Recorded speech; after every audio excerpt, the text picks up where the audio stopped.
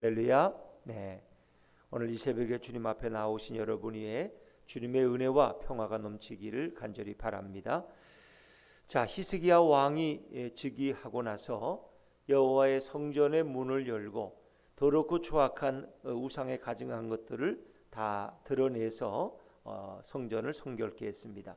그리고 이제 온 이스라엘과 유다의 파바를 보내서 우리가 유월절을 지키자, 하나님 앞에 예배하자 하고 호소했고, 많은 백성들이 거기에 동참하고 예루살렘으로 몰려들게 됩니다. 히스기야의 주요한 메시지는 여호와께로 돌아오라는 것입니다. 그리하면 하나님도 우리에게로 돌아오실 것이다. 여호와께로 돌아오면, 합당한 예배를 드리면 이 땅에 임한 진노가 너희에게서 떠나갈 것이다. 너희가 진정으로 여호와께로 돌아오면 사로잡혀간 너희 형제와 자녀가 그들에게 은혜를 입어서 다시 이 땅으로 돌아올 것이다. 하나님과의 관계가 회복되고 예배가 회복되면 모든 이웃과의 관계도 회복될 것이다. 히스기야는 자신 있게 이렇게 메신저를 통해서 선포했습니다. 파발의 소식들을 듣고 조롱하고 비웃는 일부의 사람들도 있었지만, 그러나 스스로 겸손함으로 예루살렘에 모여서 그 예배에 동참하는 더 많은 무리들이 있었습니다. 그래서 이스라엘 역사 속에 남왕국과 북이스라엘이 분열된 이후에 최초로, 물론 북이스라엘은 아수르에게 이미 망하고 시간이 지났지만 그래도 12지파가 함께 모여서 하나님 앞에 유월절 예배를 드렸더라. 근데 그 유월절 예배의 규모가 다윗과 솔로몬 이후에 이런 규모를 보지 못했다는 거예요. 솔로몬의 성전 봉헌식에 버금가는 그런 엄청난 제사가 드려지고 예배가 하나님께 올려졌다는 것입니다. 그래서 그것은 정말 백성들에게 큰 기쁨이었어요. 큰 기쁨. 자, 오늘 이 기쁨을 한번 우리 25절부터 27절까지 읽었지만 한 번 더 뒷부분을 다시 한번 읽어봅니다. 25절부터 마지막 절까지 한번 읽어보죠. 시작. 유다 온 회중과 제사장들과 레위 사람들과 이스라엘에서 온 모든 회중과 이스라엘 땅에서 나온 나그네들과 유다에 사는 나그네들이 다 즐거워하였으므로 예루살렘에 큰 기쁨이 있었으니 이스라엘 왕 다윗의 아들 솔로몬 때로부터 이러한 기쁨이 예루살렘에 없었더라. 그때 제사장들과 레위 사람들이 일어나서 백성을 위하여 축복하였으니 그 소리가 하늘에 들리고 그 기도가 여호와의 거룩한 처소 하늘에 이르렀더라. 놀라운 말씀. 오히려 제사장들이 백성들을 축복했는데 그 소리가 하늘에 들렸다는 거예요. 그리고 여호와의 거룩한 처소에 그 소리가 이르렀다. 그러니까 하나님께서 그 기도에 응답하셨다는 겁니다. 예배를 드리고 나면 제사장들은 백성과 회중을 축복하는데 그 축복 기도가 하늘에까지 응답되었다. 얼마나 큰 기쁨이었을까. 여기 보니까 이스라엘 땅에서 온 나그네들, 또 유다에 사는 나그네들, 이 나그네들은 이방인들입니다. 외국인들까지도 예배에 동참했는데 그들에게도 큰 즐거움과 기쁨이 있었다. 26절에 예루살렘에 큰 기쁨이 있었으니, 이런 기쁨은 솔로몬 이후에는 처음 경험한다. 수백 년의 시간이 지나고 수많은 왕들이 지나갔지만 이런 기쁨은 처음 경험한다. 이런 기쁨, 여러분 생애 속에 정말 내가 이런 예배의 기쁨은 처음 경험했다. 이런 기쁨들이 날마다 여러분에게 넘치기를 주 이름으로 축원합니다. 그럼 얼마나 좋겠어요. 그 기도가 하늘에 상달되고 그 축복이 그대로 응답되어지는. 그래서 그들이 이제 유월절 예배를 이 무교절과 유월절은 연결되기 때문에 유월절 절기 그 하루가 끝나면 그 다음부터는 7일 동안 무교절을 지키는데 사실 연결된 거예요. 무교절은 뭐예요? 누룩을 넣지, 효모를 넣지 않은 떡을 먹는 절기예요. 그 쓴나물을 마시고 그 출애굽할 때 당시에, 그래서 그것이 일주일 동안 연결되는데 그거를 드리고 나서 다시 너무 좋아서 우리 한 주간을 더 연장합시다. 그래서 그들은 또 한 주간을 더 연장했어요. 참 놀랍죠. 여러분 예배를 드렸는데 목사님 너무 좋아. 우리 예배 한 번만 더 드리면 안 될까요? 그래서 예배를 또 한 번 드려요. 어느 목사님은 중국에 예전에 갔는데 한 번 예배를 인도하고 나니까 너무 좋아서 헤어질 수가 없다고 한 번 예배를 더 드리자 그래서 또 예배를 한 번 더 드렸대. 다른 설교를 또 해야 돼. 근데 너무 좋다고 또 한 번 더 하셔서 3번 예배를 드리고 헤어졌다 그러더라고요. 이런 기쁨이 우리에게 있을까? 미쳤어. 한 번 드리는 것도 난 죽을 뻔했는데 뭘 3번씩 드려, 3번씩. 그러니까 보통 예배를 드리면 중국에 가면은 길 때는 보통 1시간 반에서 2시간 예배, 2시간. 설교가 보통 1시간 넘으니까 찬양을 보통 한 40분씩 하니까 이렇게. 그럴 때 그 기쁨이 있다는 거예요. 그래서 우리는 이제 좋은 교회 하면 예배가 짧은 교회, 설교가 딱 20분에 끝나는 교회. 우리 목사님 역시 신사야, 신사. 우리 설교가 20분을 안 넘어. 그런 걸 되게 좋은 교회로 여겨요. 그러니까 교인들이 졸지도 않고 다 더 들었으면 할 때 딱 끝나니까 너무 좋은 거야. 근데 하여튼 그렇대요. 그게 진짜 은혜가 충만한 교회들은 시간 가는 줄 몰라. 예배가 시작하면 2시간, 3시간씩 예배를 드려. 그런 교회들도 많대요. 제가 얘기를 들어보니까 그런 게 참여는 못 해봤지만 보통 목사님 설교가 1시간 20분, 찬양은 보통 기본이 1시간이야. 앞에 1시간, 뒤에 1시간. 그래서 보통 한 번 모이면 3시간 예배 드려. 1부, 2부, 3부가 없지. 그런 데는 예배 한 번 드려. 참 교회들이 준비된 마음으로 우리도 언제 그런 예배를 한번 드려봤으면 좋겠어. 괜찮죠? 아멘 한 분은 그때 예배가 길다고 불평하면 안 돼요. 앞에 찬양 40분, 뒤에 찬양 40분, 설교 1시간 20분 이렇게 해서 3시간 동안 온전히 교인들이 예배에만 집중하는 이런 예배 한 번 드리면 얼마나 좋겠어요. 그렇죠? 저 우리에게도 그럴 때가 오게 될 줄로 믿습니다. 네. 그래, 한번 좀 그런 날은 오늘은 예배가 한 번밖에 없습니다. 그러나 단단히 준비하고 오십시오. 이렇게 한번 드려. 정말 그 예배의 기쁨이 찬양 속에, 기도 속에, 그리고 말씀 속에 임재하시는 그 예수님의 은혜를 경험할 수 있다면 얼마나 좋을까. 세상에 일주일 드렸는데 또 일주일 더 드리자 그래가지고 유다왕 히스기야가 자기의 개인 재산 가운데 방백들이 자기 개인 재산 가운데 엄청난 또 재물을 내놔서 예배가 지속되는 거예요. 자, 우리 한번 볼까요?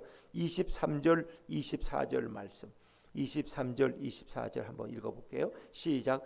온 회중이 다시 7일을 지키기로 결의하고 이에 또 7일을 즐겁게 지켰더라. 유다왕 히스기야가 수송아지 1000마리와 양 7000마리를 회중에게 주었고 방백들은 수송아지 1000마리와 양 10,000마리를 회중에게 주었으며 자신들을 성결하게 한 제사장들도 많았더라. 그렇죠. 너무 좋으니까 그냥 물질이 아깝지가 않은 거예요. 일주일 동안. 근데 그럼 재물이 있어야 돼. 그런데 히스기야 왕이 그걸 내놓고 양 7000마리, 수송아지 1000마리, 소 1000마리. 이게 보통이겠어요? 그러니까 거기 있는 귀족들, 방백들도 자기들도 또 집에 있는 것들을 내어놓아서 그 제사가 계속 일주일 동안 하나님 앞에 드려졌다. 근데 이 유월절 제사의 가장 중심은 뭐예요? 어린 양이에요. 어린 양을 잡아서 드리는 거예요. 유월절 양을 잡아서 드리는 거예요. 유월절 양을. 자, 우리 다시 이제 거꾸로 앞으로 돌아와서 13절부터 15절까지, 13절부터 15절까지 다시 한번 천천히 읽어볼게요. 시작. 둘째 달에 백성이 무교절을 지키려 하여 예루살렘에 많이 모이니 매우 큰 모임이라. 무리가 일어나 예루살렘에 있는 제단과 향단들을 모두 제거하여 기드론 시내에 던지고 둘째 달 14째 날에 유월절 양을 잡으니 제사장과 레위 사람이 부끄러워하여 성결하게 하고 번제물을 가지고 여호와의 전에 이르러. 아멘.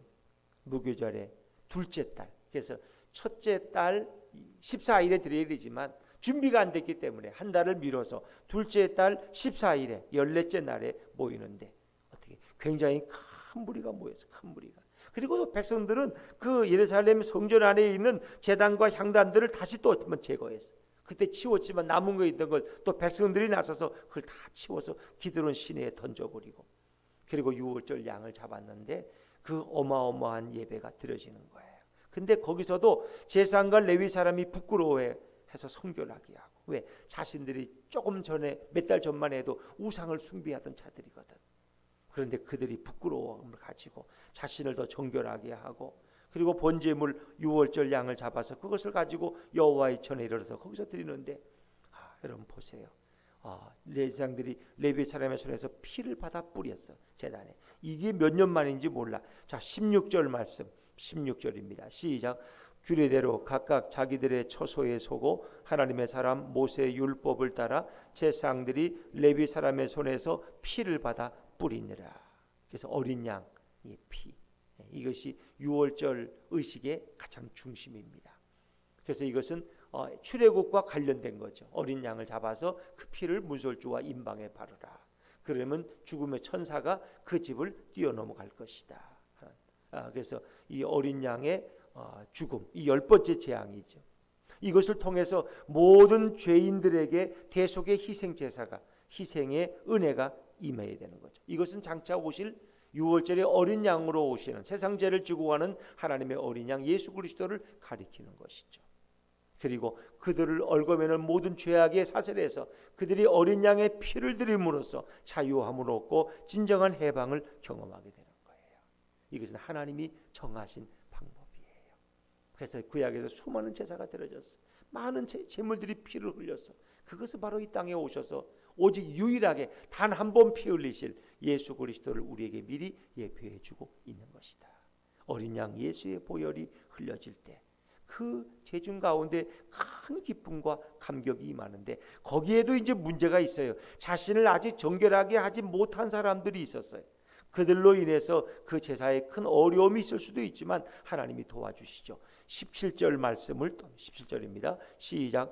회중 가운데 많은 사람이 자신들을 성결하게 하지 못하였으므로 레위 사람들이 모든 부정한 사람을 이용하여 유월절 양을 잡아 그들로 여호와 앞에서 성결하게 하였으나, 아직 자신을 성결케 하지 못한 사람들이 있어요. 왜? 급하게 달려오느라고 어떤 성결의 기간, 한번 부정한 일을 경험하면 그래서 성결하기 위해서 율법이 정한 기간이 있는데 그 기간을 못 채우고 그냥 둘째 날 14짜리 되어서 달려온 사람들이 있어요. 그래서 그들이 그렇게 규례를 어기면 하나님이 그들을 징계하셔요. 이제 그것이 그들에게 문제가 됐어요. 왜? 이 규례를 지키지 못한 사람들이 급하게 달려왔기 때문에 이제 그것을 위해서 히스기야가 기도합니다. 자, 18절에 사죄의 기도를 드리는데 어떤 기도인지 보세요. 18절 시작. 에브라임과 므낫세와 이사갈과 스불론의 많은 무리는 자기들을 깨끗하게 하지 아니하고 유월절 양을 먹어 기록한 규례를 어긴지라. 히스기야가 그들을 위하여 기도하여 이르되 선하신 여호와여 사하옵소서. 유월절 양을 먹는데 규례를 어긴 거예요. 이것은 문제가 돼. 왜? 하나님이 보고 계시니까. 하나님이 그런 자의 예배는 받기가 어려워요. 그런데 히스기야 왕이 그것을 위해서 기도합니다. 19절 제가 읽을게요. 결심하고 하나님 곧 그의 조상들의 하나님 여호와를 구하는 사람은 누구든지 비록 성소의 결례대로 스스로 깨끗하게 못하였을지라도 사하옵소서 하였더니, 이 얘기는 그들이 정말 마음에 결심하고 조상들의 하나님 여호와를 간절히 구하는 사람은 누구든지 비록 성소의 규례대로 예배드리지 못했을지라도 하나님 그들을 용서하옵소서. 그러니까 하나님을 구하고 하나님을 찾는 게 얼마나 중요하단 말이에요. 우리가 조금 뭔가 부족해도, 뭔가 좀 우리가 질서 있게 못해도 하나님을 간절히 사모하는 그 마음을 주님이 너무너무 기뻐하신다는 거예요. 왜? 그렇게 주님을 찾는 자가 희귀하기 때문에. 그래서 그들의 죄를 용서해달라고 히스기야가 대제사장처럼 나가서 기도했더니 하나님이 그 백성들을 고치셨더라. 20절 말씀을 같이 읽죠. 20절입니다. 시작. 여호와께서 히스기야의 기도를 들으시고 백성을 고치셨더라. 그것이 어떤 영적인 어떤 하나님의 징계인지 아니면 그들의 어떤 잘못된 규례를 위반한 것이 어떤 육체적 질병으로 나타나는지 모르겠어요. 근데 어쨌든 하나님이 히스기야의 기도를 들으시고 그 백성을 고치셨다. 그것이 육체의 질병이든 겉으로 드러나던 하나님의 형벌이든 아니면 마음속에 그들의 부끄러움과 어떤 죄악된 죄의식이든 하나님이 그것을 치료하셨어요. 근데 사실은 겉으로 드러나는 게 보다는, 다리 부러진 것보다는 마음의 상처가 더 크다는 거 아세요? 다리가 부러지면 정형외과 가서 치료받고 기부수하고 한 달만 있으면 다 나아요. 근데 마음의 상처는 치료할 자가 없어. 보이지는 않지만 그런 늘 일생을 고통 가운데 살아가는 그 마음의 죄의식, 그 보이지 않는 누구도 알지 못하는 하나님과 나만 아는 그 부끄러운 상처들, 주님이 그것까지도 치료하셨다는 거예요. 히스기야의 기도를 들으시고. 그러니까 하나님은 그 하나님을 사모하는 자들을 얼마나 하나님은 기뻐하시는가. 그리고 그들은 마음껏 하나님을 찬양했는데 정말 그 예배의 중심은 찬양과, 이제 이 어린 양을 잡아서 번제물을 드리고, 그리고 악단들과 성가대들은 하나님을 찬양하며 칭송하는 거예요. 그리고 감사가 넘쳐나는 거죠. 이 예배의 가장 중심된 부분이에요. 21절, 22절, 21절, 22절 같이 읽습니다. 시작. 예루살렘에 모인 이스라엘 자손이 크게 즐거워하며 7일 동안 무교절을 지켰고 날마다 여호와를 칭송하며 큰 소리 나는 악기를 울려 여호와를 찬양하였으며 히스기야는 여호와를 섬기는 일에 능숙한 모든 레위 사람들을 위로하였더라. 이와 같이 절기 7일 동안에 무리가 먹으며 화목제를 드리고 그의 조상들의 하나님 여호와께 감사하였더라. 어찌 보면 이런 것들이 같이 또 예배 드리는 그 제물을 화목제물을 함께 먹고 그리고 나누고 즐거움과 친교를 나누고 이 모든 절기 가운데 이런 게 다 포함되어 있는 거예요. 그래서 우리가 예배 가운데도 이런 서로 교제가 있고 뭐 이렇게 또 성찬이 있어서 함께 먹고 주님의 피를 나누고 그리고 하나님 앞에 감사하고 이런 과정들이 6월절 일주일 동안의 규례 속에 다 녹아져 있다는 거죠. 그렇습니다, 여러분. 하나님 앞에 드리는 이 찬양과 이 하나님 앞에 드리는 영광에 우리의 찬미를 주님이 얼마나 기뻐하시느냐. 하여튼 이 6월절 예배는 완전히 예배가 회복되는 그런 좋은 모형이 됐다는 거예요. 몇백 년 동안 드리지 못했던 예배가 여호와의 성전에서 드려질 때 그 기쁨과 그 감사는 이루 말할 수 없었다. 그리고 오늘 이제 마지막으로 히스기야가 한 행위는 그가 메시아의 삼중직을 행한 거예요.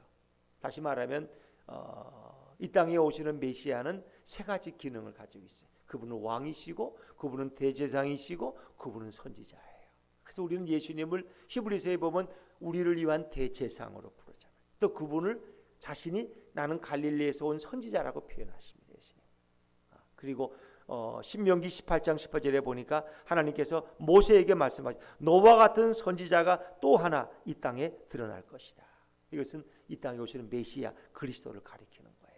그런데 오늘 히스기야의 모습은 결국 뭐냐? 그가 왕으로서 이 모든 절기를 주장하고 그리고 대제사장으로서 그 마음에 병든 자들을 위해서 치유를 위해 기도하고 대제사장의 모습이에요. 그리고 하나님이 그 기도를 들으시는 거예요. 그리고 그런 이 성전의 향단과 이 분향하던 모든 가증한 것들을 다 제거하고 그리고 다음에 보면은 뭐예요? 그 노뱀, 광야에서 그들이 불뱀에 물린 사람들이 바라보고 치유받았던 노뱀 조각이 있었는데 그걸 사람들이 우상처럼 여기는 거야. 그래서 노뱀을 깨트려 버려. 왜? 하나님 외에 그 어떤 것도 형상을 만들면 안 돼. 왜? 백성들은 거기에 그렇거든. 그래서 어떤 교회 가면 십자가가 없다는 거 아시죠? 십자가가 없는 교단도 있어요. 왜? 십자가를 우상처럼 여기기 때문에. 그건 우상이 아니라 그리스도가 우리를 위해 죽으신 그런 하나의 원리지. 십자가 앞에가 절하고 그러면 안 된다는 거예요. 그건 우상이. 십자가는 하나의 상징일 뿐이지. 그것은 십자가가 무슨 신이에요? 거기가 절하게. 천주교인들처럼 마리아 앞에 가서 또 기도하고 절하고 또 이렇게 가고 이건 아니라는 거예요. 왜? 우리 자칫하면 우리가 그것이 우상이 될 수 있기 때문에. 히스기야는 어찌 보면 선지자의 역할도 감당합니다. 이 히스기야의 한 모든 일들은 이 땅에 오신 그리스도의 삼중직을 우리에게 미리 예표하고 있는 것입니다. 예수님 우리를 통치하고 다스리는 우리의 왕으로 오신 줄로 믿습니다. 그분은 우리를 위해서 하나님 앞에 기도하시는 대제사장, 백성과 하나님 사이의 중보자가 되는 대제사장으로 오신 거예요. 그래서 요한복음 17장은 지자들과 하나님 사이의 죄사함을 위한 중보기도를 들으시는 예수님의 대제사장의 모습을 봅니다. 그리고 그분은 선지자로 오셨습니다. 예루살렘 성전에 그 더럽고 불결한 것들을 제거하시는 모습들, 그리고 그 마음의 우상들을 향해서 날카롭게 비판하시고 채찍질하시는 그 모습은 바로 선지자의 모습인 것입니다. 그래서 히스기야가 오늘 참 성군이고 훌륭한 왕입니다. 백성들과 하나님 사이의 예배를 회복시켜준 인물이에요. 그래서 오늘 히스기야의 모습 속에서 우리는 예수님의 삼중직을 봅니다. 예수님은 왕으로서, 우리의 왕으로서, 우리의 대제사장, 하나님과 인간 사이를 연결시켜주는, 그리고 우리의 잘못을 책망하시는, 우리를 바른 길로 인도하시는 선지자의 모습으로 이 땅에 오실 것을 히스기야는 미리 우리에게 보여주고 있습니다. 그 좋으신 메시아이신 우리의 구주이시고 우리의 왕이시고 우리의 영원한 대제사장이시고 우리의 영원한 선지자이신 그 주님을 오늘 여러분 마음속에 주님으로 모셔드리고 그분과 동행하는 승리의 하루가 되시기를 주의 이름으로 축원합니다. 기도하겠습니다.